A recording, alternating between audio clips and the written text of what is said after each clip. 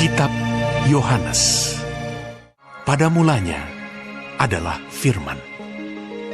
Firman itu bersama-sama dengan Allah, dan Firman itu adalah Allah. Ia pada mulanya bersama-sama dengan Allah. Segala sesuatu dijadikan oleh Dia, dan tanpa Dia tidak ada sesuatu pun yang telah jadi dari segala yang telah dijadikan. Dalam Dia ada hidup, dan hidup itu adalah terang manusia. Terang itu bercahaya di dalam kegelapan, dan kegelapan itu tidak menguasainya. Datanglah seorang yang diutus Allah, namanya Yohanes. Ia datang sebagai saksi untuk memberi kesaksian tentang terang itu, supaya oleh Dia semua orang menjadi percaya. Ia bukan terang itu, tetapi ia harus memberi kesaksian tentang terang itu. Terang yang sesungguhnya, yang menerangi setiap orang, sedang datang ke dalam dunia. Ia telah ada di dalam dunia, dan dunia dijadikan olehnya, tetapi dunia tidak mengenalnya. Ia datang kepada milik kepunyaannya, tetapi orang-orang kepunyaannya itu tidak menerimanya. Tetapi semua orang yang menerimanya diberinya kuasa supaya menjadi anak-anak Allah, yaitu mereka yang percaya dalam namanya. Orang-orang yang diperanakan bukan dari darah atau dari daging, bukan pula secara jasmani oleh keinginan seorang laki-laki, melainkan dari Allah. Firman itu telah menjadi manusia dan diam di antara kita, dan kita telah melihat kemuliaannya, yaitu kemuliaan yang diberikan kepadanya sebagai anak tunggal Bapa, penuh kasih karunia dan kebenaran.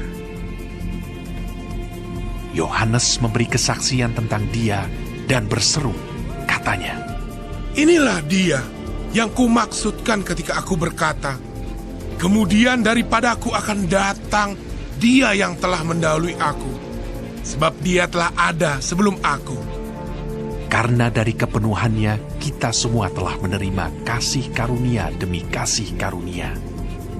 Sebab hukum Taurat diberikan oleh Musa, tetapi kasih karunia dan kebenaran datang oleh Yesus Kristus. Tidak seorang pun yang pernah melihat Allah, tetapi anak tunggal Allah yang ada di pangkuan Bapa, Dialah yang menyatakannya. Dan inilah kesaksian Yohanes ketika orang Yahudi dari Yerusalem mengutus beberapa imam dan orang-orang Lewi kepadanya untuk menanyakan Dia, "Siapakah engkau?"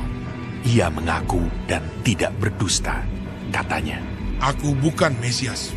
Lalu mereka bertanya kepadanya, "Kalau begitu, siapakah engkau?" "Elia." Dan ia menjawab, "Bukan." "Engkaukah nabi yang akan datang?" Dan ia menjawab, "Bukan." Maka kata mereka kepadanya, "Siapakah engkau?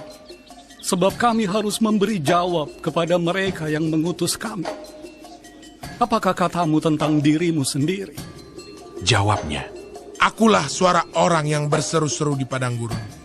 Luruskanlah jalan Tuhan, seperti yang telah dikatakan Nabi Yesaya." Dan di antara orang-orang yang diutus itu ada beberapa orang Farisi. Mereka bertanya kepadanya, katanya, "Mengapakah engkau membaptis, jikalau engkau bukan Mesias, bukan Elia, dan bukan Nabi yang akan datang?"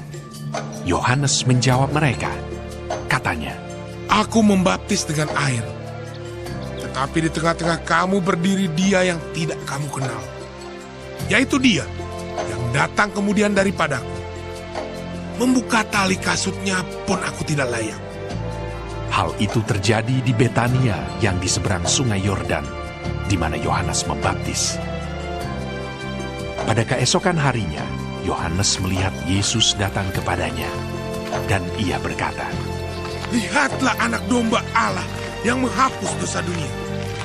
Dialah yang kumaksud ketika kukatakan, kemudian daripadaku akan datang seorang yang telah mendahului aku, sebab Dia telah ada sebelum aku. Dan aku sendiri pun mula-mula tidak mengenal Dia." Tetapi untuk itulah aku datang dan membaptis dengan air, supaya ia dinyatakan kepada Israel. Dan Yohanes memberi kesaksian. Katanya, Aku telah melihat Roh turun dari langit seperti merpati, dan ia tinggal di atasnya. Dan aku pun tidak mengenalnya, tetapi dia yang mengutus aku untuk membaptis dengan air telah berfirman kepadaku, jikalau engkau melihat Roh itu turun ke atas seseorang dan tinggal di atasnya, dialah itu yang akan membaptis dengan Roh Kudus. Dan aku telah melihatnya dan memberi kesaksian. Ia inilah Anak Allah. pada keesokan harinya, Yohanes berdiri di situ pula dengan 2 orang muridnya. Dan ketika ia melihat Yesus lewat, ia berkata, Lihatlah Anak Domba Allah. Kedua murid itu mendengar apa yang dikatakannya itu. Lalu mereka pergi mengikut Yesus. Tetapi Yesus menoleh ke belakang. Ia melihat bahwa mereka mengikut dia, lalu berkata kepada mereka, Apakah yang kamu cari? Kata mereka kepadanya, Rabi, artinya guru.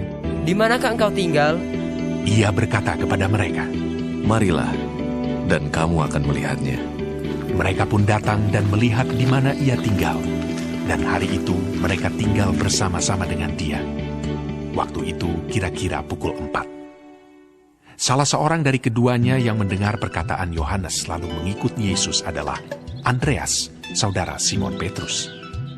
Andreas mula-mula bertemu dengan Simon saudaranya, dan ia berkata kepadanya, Kami telah menemukan Mesias. artinya Kristus. Ia membawanya kepada Yesus. Yesus memandang dia dan berkata, Engkau Simon, anak Yohanes. Engkau akan dinamakan Kefas. artinya Petrus.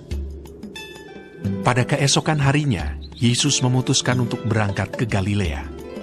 Ia bertemu dengan Filipus dan berkata kepadanya, Ikutlah aku. Filipus itu berasal dari Betsaida, kota Andreas dan Petrus. Filipus bertemu dengan Natanael dan berkata kepadanya, Kami telah menemukan dia yang disebut oleh Musa dalam kitab Taurat dan oleh para nabi, yaitu Yesus, anak Yusuf dari Nazaret. Kata Natanael kepadanya. Mungkinkah sesuatu yang baik datang dari Nazaret? Kata Filipus kepadanya. Mari dan lihatlah. Yesus melihat Natanael datang kepadanya, lalu berkata tentang dia. Lihat, inilah seorang Israel sejati. Tidak ada kepalsuan di dalamnya. Kata Natanael kepadanya. Bagaimana engkau mengenal aku? Jawab Yesus kepadanya. Sebelum Filipus memanggil engkau, aku telah melihat engkau di bawah pohon ara. Kata Natanael kepadanya. Rabi, engkau Anak Allah. Engkau Raja orang Israel. Yesus menjawab, katanya, Karena aku berkata kepadamu, aku melihat engkau di bawah pohon ara, maka engkau percaya. Engkau akan melihat hal-hal yang lebih besar daripada itu. Lalu kata Yesus kepadanya, Aku berkata kepadamu, sesungguhnya engkau akan melihat langit terbuka dan malaikat-malaikat Allah turun, naik kepada Anak Manusia.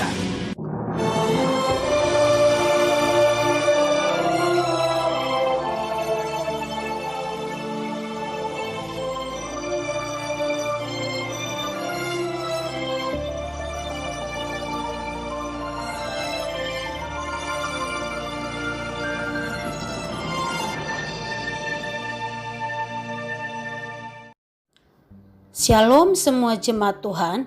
Sekarang kita sudah memasuki kitab Yohanes 1. Tuhan Yesus memberkati.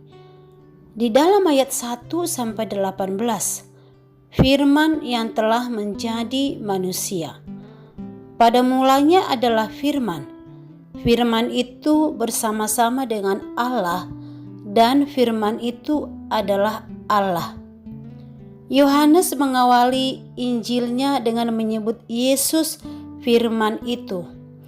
Dalam nas ini menegaskan siapa sang firman yang adalah terang itu. Sang firman terlibat di dalam penciptaan bersama Allah dan adalah Allah. Dalam dia ada hidup, dan hidup itu adalah terang manusia. Terang itu bercahaya di dalam kegelapan. Yohanes Pembaptis datang untuk memberi kesaksian tentang terang itu, supaya oleh dia semua orang menjadi percaya. Terang itu telah datang ke dunia, tapi dunia menolak. Tetapi setiap orang yang menerimanya, yaitu mereka yang percaya kepadanya, diberinya kuasa supaya menjadi anak-anak Allah. Mari kita sambut firman ini dengan penuh sukacita dan membuat kita semakin antusias dan terus-menerus membaca dan merenungkan Injil Yohanes ini sampai selesai. Di dalam ayat 19-34, kesaksian Yohanes tentang dirinya dan Yohanes menunjuk kepada Yesus. Yohanes bersaksi bahwa Yesus adalah anak Allah di dalam ayat 34. Mari kita lihat isi kesaksian Yohanes. Yang pertama, ia bukanlah Mesias yang ditunggu-tunggu. Ia juga bukan Elia. Tapi Yohanes hanya menyuarakan suara yang menyaksikan kalau Yesus adalah Mesias yang berseru-seru di padang gurun. Yohanes membaptis dengan air, tapi Yesus membaptis dengan Roh Kudus. Yohanes membaptis ini dilakukannya untuk jalan memperkenalkan Yesus, dan Yesus adalah anak domba Allah yang menghapus dosa manusia atau dosa dunia. Di dalam ayat 35-51, murid Yesus yang pertama, Yohanes bersaksi pada keesokan harinya. Yohanes berdiri di situ pula dengan 2 orang muridnya. Waktu bersaksi sebelumnya di dalam ayat 29 tidak diceritakan apakah ada yang meresponi. Namun ketika Yohanes mengulang perkataannya di ayat 36, kedua murid itu mendengar apa yang dikatakannya. Lalu mereka pergi mengikut Yesus. Mereka menyerahkan diri mereka untuk menjadi murid Yesus. Itu adalah hari yang sangat penting bagi mereka, dan juga hari yang sangat penting bagi kita ketika kita mau menyerahkan diri kita kepada Yesus. Ini berlanjut sampai salah satu dari kedua, yaitu Andreas, membawa saudaranya untuk bergabung, yaitu Simon Petrus.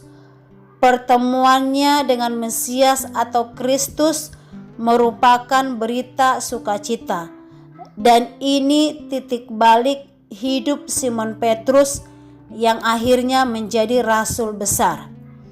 Engkau Simon, anak Yohanes, engkau akan dinamakan Kefas atau Petrus. Bisa kita bayangkan apa yang terjadi kalau Andreas tidak mau membawa Simon Petrus kepada Yesus. Apa yang terjadi dalam hidupnya? Begitu besar dampak jika setiap orang yang percaya mau membicarakan tentang Yesus kepada orang yang belum percaya.